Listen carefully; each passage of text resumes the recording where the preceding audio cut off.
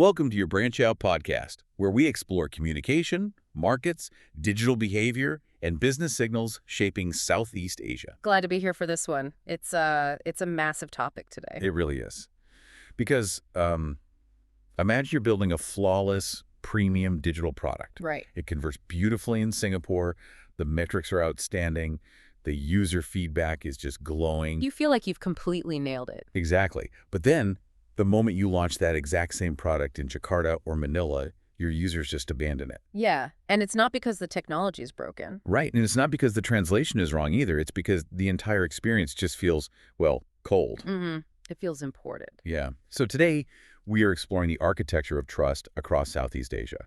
Because we're looking at a market that is economically connected, it's digitally dense, and commercially, I mean, it's massive. Oh, absolutely. The digital economy here is on a staggering trajectory. We're looking at something like $300 billion in gross merchandise value by 2025. Which is just a staggering signal. But importing your global strategy without adapting to local realities, that is the absolute fastest way to burn your budget here. It really is. It's a phenomenal challenge for any business operator looking at this region. Because when you view Southeast Asia from a high altitude, the data signals are undeniably compelling. They look great on a dashboard. Right. But because of that shared digital acceleration, you frequently see businesses, especially, global brands and scaling startups, looking at the region through this single, highly compressed lens. I see the economic potential. Exactly. But the single biggest communication mistake they make is confusing that regional potential with regional sameness. Which is an incredibly expensive assumption. I mean, we see it all the time. Businesses treat the region as a monolith. Yeah, as just one big target audience. Right. So today, we're going to unpack why treating Southeast Asia as a single audience leads to these systemic failures. Yeah. And exactly how smart brands are adapting their digital behavior, their UI, their storytelling, to convert that regional attention into genuine local credibility. Because attention and credibility are very different things here. Very different. Let's start at the macro level, actually. The shorthand we always hear when consultants describe this region is that the audience is, quote, young, mobile, and digital. You hear that everywhere. Right. But doesn't that massive shared adoption of mobile technology inherently create a more unified, borderless audience? I mean, that's the logic, isn't it? That is the assumption, yeah. And the surface-level data certainly encourages it. For example, 92% of e-commerce sales in the region happen on smartphones. Wow, 92%. Right. It's an overwhelming dominant majority. But here is the interpretation of that signal. Because of this massive mobile adoption, brands mistakenly believe there is a uniform young ASEAN audience. So they import these identical, globally standardized campaigns, often just in English or, merely directly translated right into the region. And they look at the engagement numbers, right? The clicks, the views. Exactly. And they think they're winning, but they mistake that initial attention for actual credibility. Wait, so we are fundamentally treating vanity metrics as validation. That's exactly what's happening. But attention simply opens the door, right? Trust is what decides whether anyone actually stays. Yes. It makes me think of, it's like deploying a polished, imported global narrative into a hyper-local market is a lot like wearing a tuxedo to a neighborhood community meeting. Oh, that's a great way to put it. Right, like it's technically impressive, the tailoring is flawless, you certainly stand out, but you are completely socially disconnected from the room. You're just totally out of place. And that is exactly the dynamic. The implication for you as a business operator or a communication lead is understanding the profound mechanical difference between translation and localization. Because translation simply changes the language strings in your app, right? Exactly. But localization changes the meaning. Across Southeast Asia, audiences process trust signals in the first few seconds of an interaction. Like almost subconsciously. Completely subconsciously. Yeah. This happens before they even read the text on your website or campaign. If the rhythm, the cultural cues, or the emotional distance feels imported, the audience disengages. So they might click, but they will not convert. They'll bounce right off. Okay, so if trust is decided before they even read a word, the very first hurdle a brand faces isn't language at all. It's strictly visual. Yes. The visual test comes first. So if we're testing for visual trust, how does modernity actually look in different local contexts? Because there's an assumption in tech and marketing that modern design is universal. Mhm. Like a clean aesthetic is a clean aesthetic everywhere. It absolutely is not. I mean, the data on color psychology and visual cues across ASEAN markets reveals these stark contrasts. Really? Like Yeah. what? Well, in Singapore and Malaysia, trust is built on minimalist, corporate, clean, and neutral tones. Okay, so very sleek. Right. That specific visual language communicates professionalism, security, efficiency. Yeah. It signals that you are an established entity. Makes sense. But if you take that exact same visual language to the Philippines or Indonesia, it creates immediate friction. Interesting. Why is that? Because in those markets, bright, vibrant, energetic colors are what signal approachability and warmth. Hold on. So if I have a premium brand, I have likely spent millions on a clean, minimalist, Apple-like aesthetic because globally that communicates premium. Right. You were saying if I drop that exact aesthetic into Jakarta, it doesn't communicate premium anymore. Exactly. It communicates foreign, or worse, it communicates arrogance. Wow. Arrogance. Yeah, because visual modernity is not uniform. A highly polished, minimalist campaign might perform incredibly well in Kuala Lumpur because it aligns with their expectations of corporate efficiency. But deploy that exact same visual asset in Bangkok or Jakarta. And it feels emotionally thin. It feels distant. Because those markets heavily prioritize relational warmth. Yeah. Visible human connection. Yes.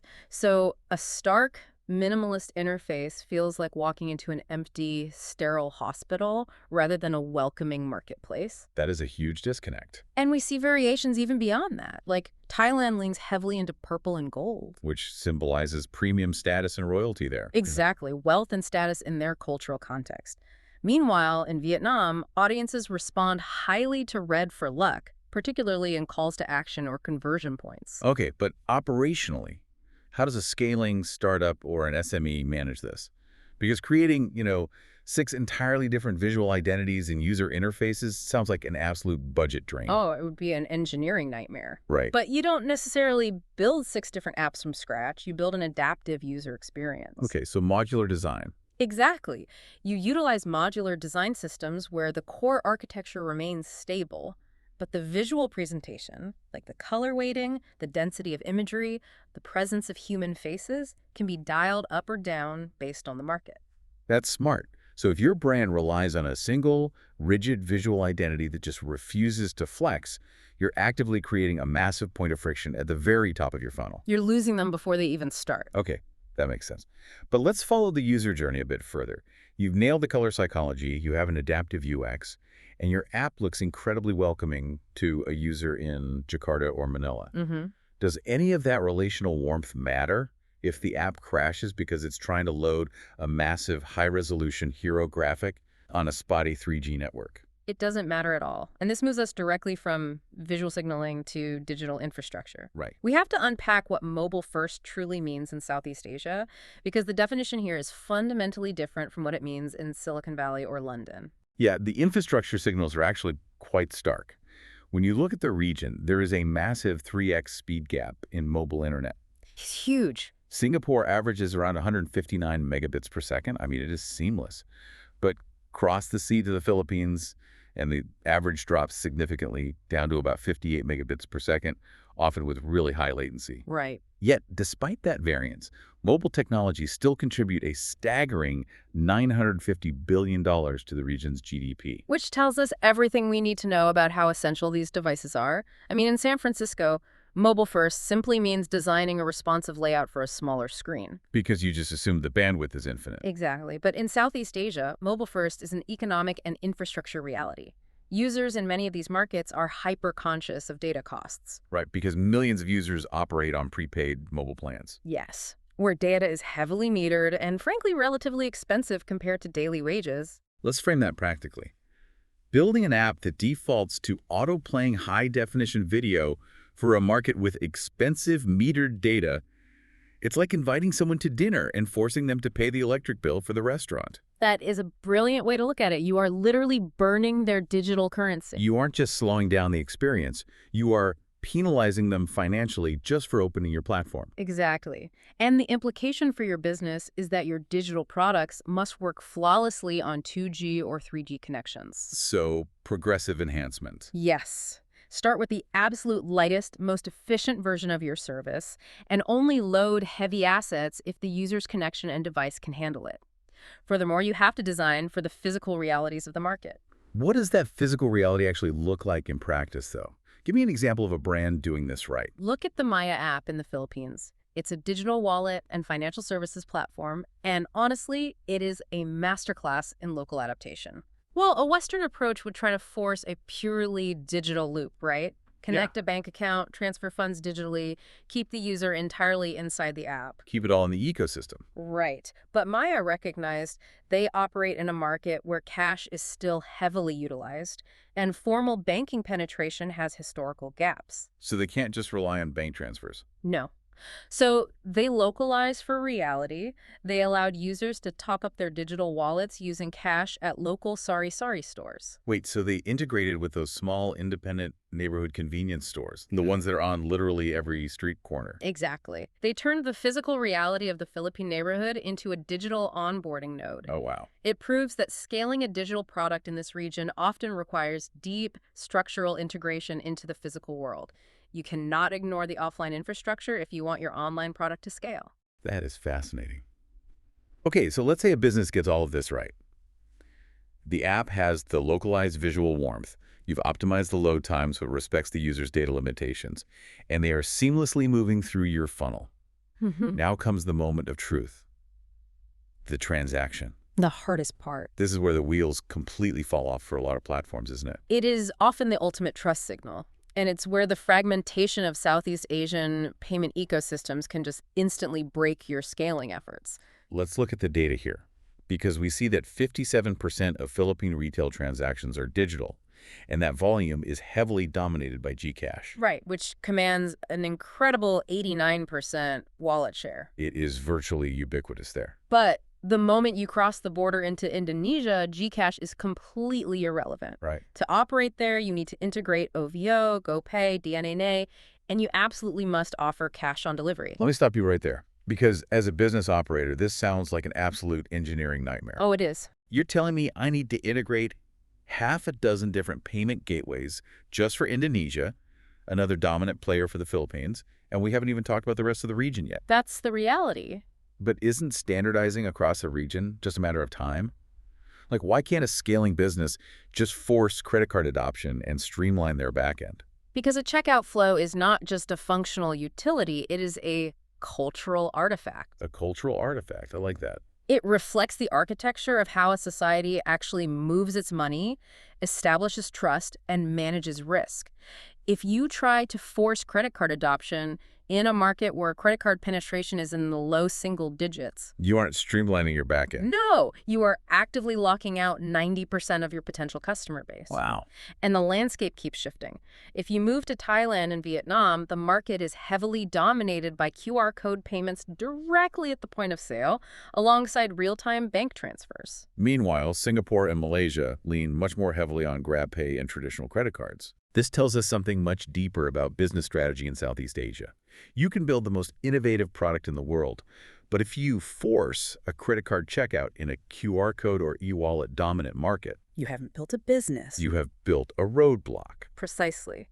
And this is why standard SaaS metrics, like abandonment funnels, can be highly misleading here. How do you mean? Well, imagine a user drops off at the payment page in Jakarta. A product manager sitting in London or New York might read that analytics dashboard and declare it a UX failure. Right, they see the bounce rate and panic. Yeah, so they might run A/B tests to redesign the checkout button or change the copy, but it isn't a UX failure at all. It is a payment ecosystem mismatch. Exactly. The user fully intended to buy, but their trusted everyday financial method simply wasn't available. And it isn't just about the gateway itself, is it? It's about the financial mechanics behind it. Yes, the mechanics are crucial. Because the data shows that if your pricing page in the Philippines doesn't explicitly mention installment options, you are actively losing conversions. Oh, absolutely. Installments or, buy now, pay later mechanics, they are a deep cultural expectation for larger digital purchases there. So if you don't offer it, you just lack credibility. Exactly. Which means you are asking the customer to adapt to your global convenience rather than adapting your business to their local reality. Okay, let's zoom out from the product interface and the payment gateways for a second. Let's say the UX is fixed, the infrastructure is optimized, the payments are localized. Hmm. How does the brand actually talk about itself? Like, how do businesses communicate their purpose and their value without falling into generic regional stereotypes? This is where we analyze tone, tension, and relational business communication. Okay. When we look at B2B communications and purpose-led campaigns, the signals show they operate at entirely different speeds and prioritize totally different themes across the region. Give me an example. So in Singapore, audiences, investors, policymakers, they focus heavily on advanced engineering, artificial intelligence innovation, regulatory leadership. Very forward-looking, highly technical. Right, that is the conversation that drives credibility there. But if you take that exact same thought leadership piece to Indonesia or Vietnam, it falls completely flat. Because they have different priorities. Exactly. In those markets, the pressing business conversation is dominated by infrastructure expansion, supply chain resilience, and energy transitions. So identical regional messaging generates wildly uneven results. Without a doubt. I mean, a tone of aggressive corporate confidence that works perfectly to signal strength in Singapore will feel aloof, arrogant, and just distant in Thailand. And a highly direct, purely transactional message in Malaysia will feel incomplete in Indonesia, right? If it lacks the necessary relational cues. Yes, it just won't land. We see this disconnect incredibly clearly in purpose-led campaigns as well.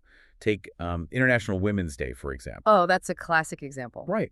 Global brands often import their campaigns into Southeast Asia and just default to safe, generic stereotypes. They frequently portray women primarily in domestic roles as mothers or caregivers. Which is so outdated. It really is. While that might feel like safe corporate messaging in a boardroom thousands of miles away, it completely ignores the nuanced economic reality of Southeast Asia. Absolutely. In this region, women are actively running small and medium enterprises. They are managing highly complex manufacturing supply chains and leading massive community enterprises. It is a profound missed opportunity. And, this aligns perfectly with what we call the master plan approach to communication in ASEAN. Unpacks that a bit. Sure, imported narratives fail because they lack local tension. They don't address the actual friction or the real aspirations of the specific market. They just feel generic. Right.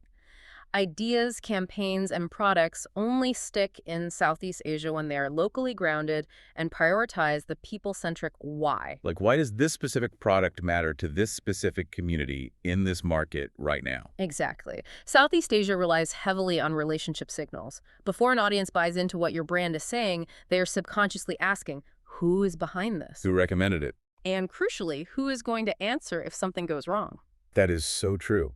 Which means, as a business leader, you must keep your global strategic intent like, your core value proposition, and your standards shouldn't change. No, keep those. But you have to ruthlessly adapt your local expression. Yes. And this is exactly why we often see local SMEs entirely outperforming massive, well-funded global brands in these markets. It happens all the time. The global brand relies on polished, faceless institutional language. Right.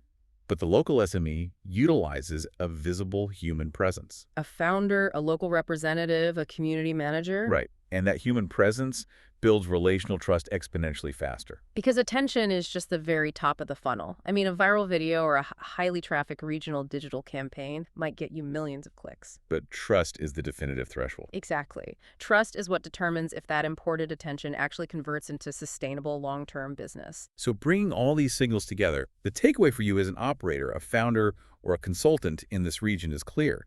Southeast Asia is brilliantly connected, but it absolutely requires a unique communication logic, market by market.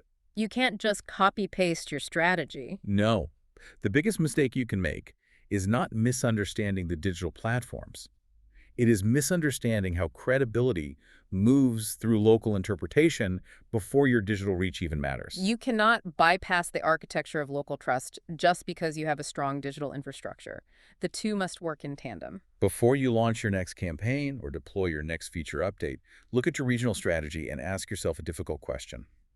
Are you actively adapting your brand to fit the reality of Southeast Asia? Or are you just sitting around waiting for Southeast Asia's reality to catch up to your brand?